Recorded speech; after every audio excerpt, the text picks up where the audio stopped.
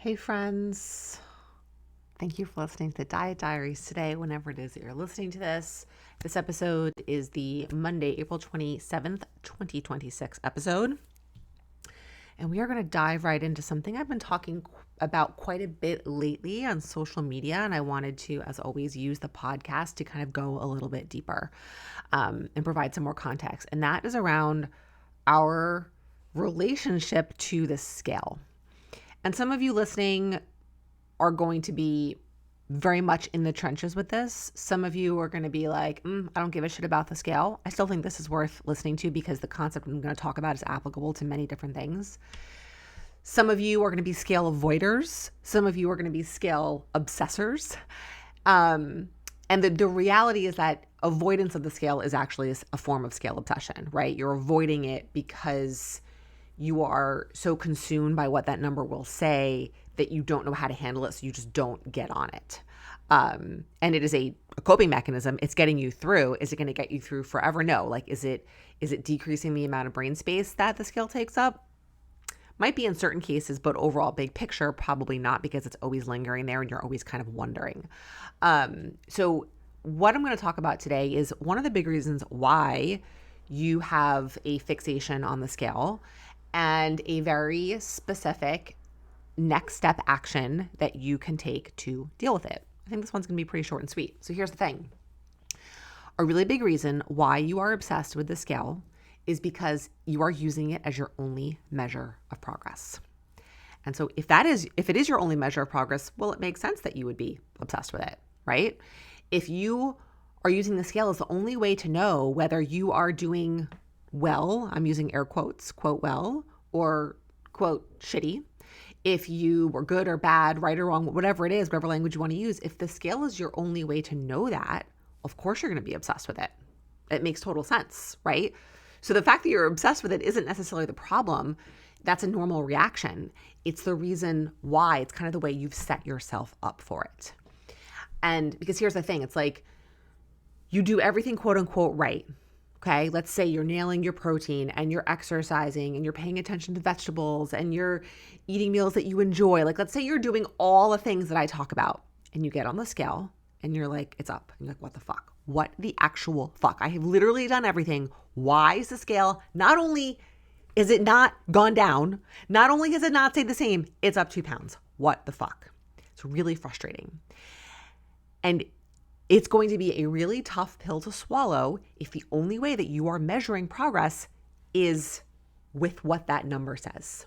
So here's what I mean by that. And I kind of maybe did a little bit of foreshadowing about 2 minutes ago when I talked about all the things that you've been doing, because that's actually what you need to come back to.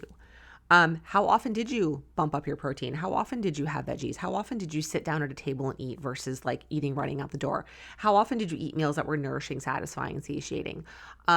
What was it like when you, I can't, like my mind is going blank right now. What was it like when you added a little bit more protein to your breakfast? What was it like when you let yourself have a roll at lunch? Did it increase your enjoyment? Did it impact your snacking? What has happened as a result of having more protein? Are you snacking less? Are you thinking about food less? What was it like when you went out to dinner with your friends last week? What kind of choices did you make? How were you able to use your skills? These are the things I'm talking about. They are all qualitative assessments. I don't mean to get clinical or technical about that, but it's what they are. The scale is a piece of quantitative data. It's a very small piece of the story, and all of these qualitative experiences are a huge part of what we need to be paying attention to. And if you are not paying attention to them, or you don't know how to kind of measure them or look for them, it's going to be really tricky, and you're going to continue to stay reliant on the scale. Here's a great example of this. A current client that I'm working with, weight loss is something that we are actively working on right now. And something that she was curious about doing is she has a really good sense of how much protein she's eating in a day, but she wants to bump that up a little bit. And at first she was like, I want to bump up my protein. And she didn't say why and she didn't say how. And so I kind of pushed her, right? I'm like, okay, this makes sense. I hear you. What do you think this is going to help with? And how are you going to know if it's working? Those were some of the questions I asked her. And she responded back and she's like, I know the protein helps with satiety, with fullness. And so I want to use it for that goal. And then that's how I'll know if it's working, right? If I notice that I'm getting more full after meals where I've bumped up my protein, then I know it's doing its job, okay? That is super important information so that as we're looking at her outcomes in terms of weight loss, we also have these other measures of progress to be paying attention to. And being able to get clear on those and very specific is a non-negotiable. Without that, you will stay trapped in the all or nothing cycle. Because what will happen is even if you're doing everything really well, if you don't know how to pay attention to that and you don't know how to check in with those skills, and all you know is I did all this stuff, but I didn't lose weight, you're going to end up saying fuck it, and you're going to end up jumping to some type of extreme. Because the whole kind of premise of this is that the way that I coach and the way that I coach you through these podcasts is that weight loss is a form of a side effect or a byproduct to all of the behavior changes you're making around food. And that exists on a spectrum. And I will be perfectly upfront that if you are carrying more body fat and you have more weight to lose, that side effect will happen more readily than if you are much closer to kind of the set point where maybe your body wants to be, or if you have less weight to lose, right? And then sometimes additional structure is needed in order to kind of pursue that weight loss goal in alignment with your values. But all this to say that because you're focusing on changing your behavior around food and feeling more at ease and feeling less obsessed and being able to have cookies in the house without constantly thinking about them and having them literally call to you from the kitchen, or being able to, not finish off your kids' plates of mac and cheese and french fries 4 times a week, and being able to have pizza with your family on Friday night and not instantly obsessing, oh my God, my pants feel tight because I had a slice of pizza, right?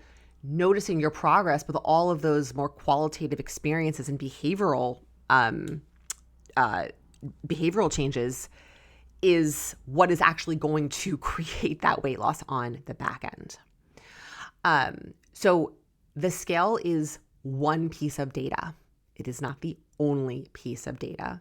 And I would argue that it's not even one of the most important pieces of data, because you need so much context around it. I'm not even getting into, well, how often are you weighing yourself? Because how often you're weighing yourself plays a huge role in how you're going to use that number. If you weigh yourself daily versus once a week versus twice a month versus once a month, you are going to use what the scale says in a very, very different way based on that. I've done an episode about that previously. I always try to remember to come back to link it. Maybe I'll do another one in the future. But again, the most important thing you can do is, if you are someone who wants to lose weight, is what other measures of progress do you have besides the scale? And if you don't know, you need to get clear. And because without that, again, you're going to stay stuck where you are. You're going to stay stuck in this obsession. And if and when you do get to a point on the scale where you think you want to be, your obsession will then shift to staying there, right? And so this is about moving away from putting so much emphasis on external feedback and validation, of which the scale is at the top of that list, and moving much more to internal feedback and validation. What am I feeling in my own body, right? When I have more protein at a meal, what do I notice? Am I fuller longer? Do I snack less? Do I have less food noise? There is no outside marker that can give you that information. But it is way more important in your long-term results than the number on the scale. Because here's the thing, I'll dip into this a little bit. We actually can't control the number on the scale. You think you can, but you can't. You have no control over it. And the fact that you can be working on all these behavioral actions and the scale doesn't do what you want to do is kind of proof of that, right? But what you can control are your actions, right? You can always control your actions. It might be really hard to do that. I'm not saying, oh, it's so easy, but it is possible. And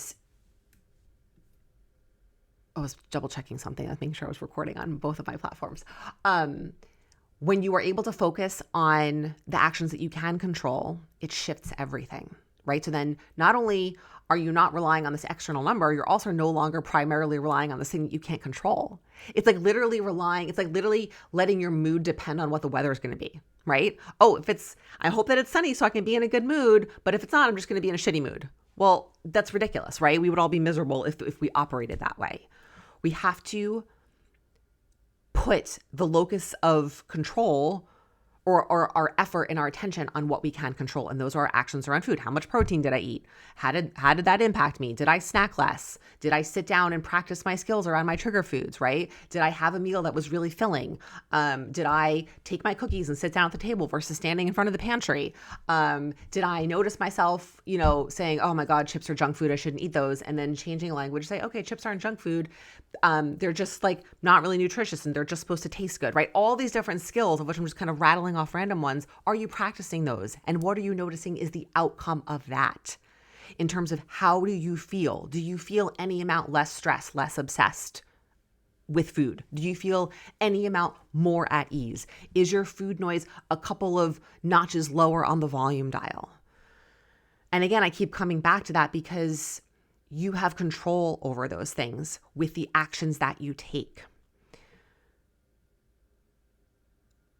The scale is unpredictable. And again, so then when we are using that as our only measure of progress, we are really throwing shit up against a wall and hoping that it sticks. And it becomes unsustainable. This is a huge reason why we get stuck in this cycle, because we are relying on one unpredictable, uncontrollable measure of progress or piece of data to measure our progress and to decide how good or not good we're doing at something and to tell us whether we've done a good job. And that's just not what the scale is designed to do. It is not meant, just like the job of a cupcake is not to fill you up, the job of the scale is not to tell you if you've done a good job or not, if you've been a good person, if you've, restricted yourself well enough around food or all these things. It's just not, I can't do that. It's just going to tell you like how much mass you have relative to gravity on a given day, right? So again, just to circle back to what is the key takeaway from this, it is that you need other measures of progress besides the scale. And those measures of progress need to be internal. What are you noticing and feeling in your own body, right? Am I snacking less? How's my food noise? How does it feel when I have more protein? What was it like to have those cookies in the house? When I went out to dinner this weekend with our friends, like was I constantly picking off the plate of fries, or was I able to take some, put them on my plate, eat them and enjoy them? Again, random things, because it's all going to be dependent on what you're working on. That's what we kind of figure out in coaching, right? So it's like you take this concept and you're like, oh yeah, what should my measures of progress be? I don't know. What exactly do I need to work on? What makes sense for me? That's what we figure out in coaching. But just the simple recognition of the fact that the scale can't be the only thing, and that the things you add also can't only be these external measures of progress, meaning like, what's the size in my pants, or what are my body measurements, right? Those are all external measurements. I need internal measurements. What am I feeling inside? What am I noticing inside in my own body, in my own mind?